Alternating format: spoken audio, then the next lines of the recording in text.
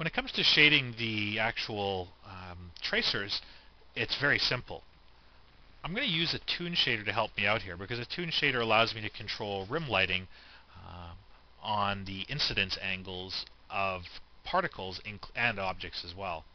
I'm going to take the bullet tracer and apply a toon host and paint shader, so if I have a look here, to the surface of my material.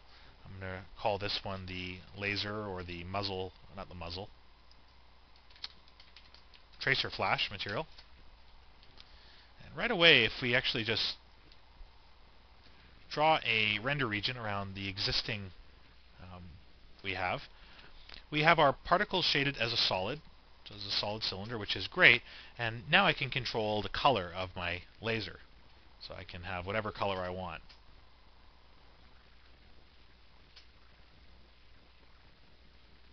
So if I was to do something like that, for very bright laser fire, I could even add a little bit of a rimlet effect around the edges, just like a very hot metal coming out of the chamber, or coming out of the barrel. If I turn on the rim lights effect, I can layer in some rim lights, and it's easier to see this effect if you make a thicker bullet.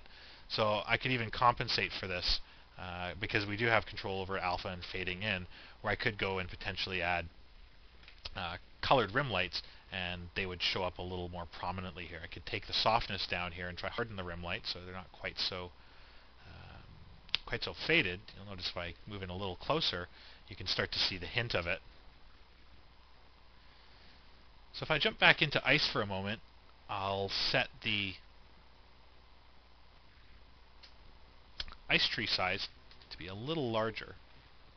So under the size attribute, I'll set to maybe 0.2.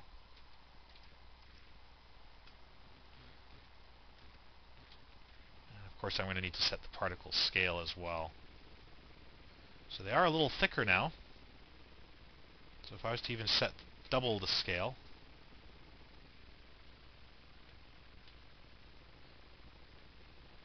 okay, so we're getting some pretty long particles here.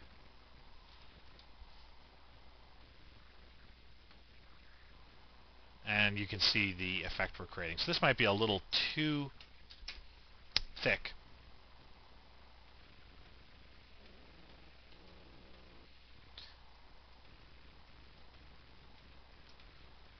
Let's get in close here and play. Stop right about there, and we'll work on the effect from about this level here. So one of the nice things is being able to actually control the size of your particles. So if I really wanted to be less bold here, I would set a size of probably 0.3, 0.3, and maybe a Y scale of about 35 or 40. This way, the effect is much more subtle,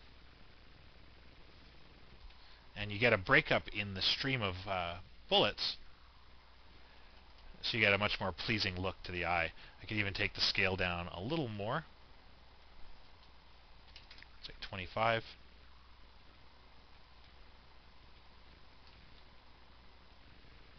And let's see how this effect works now. Again, that doesn't look too bad. If you actually draw a render region and you actually leave the aliasing where it's at, this seems to be more in scale with the character.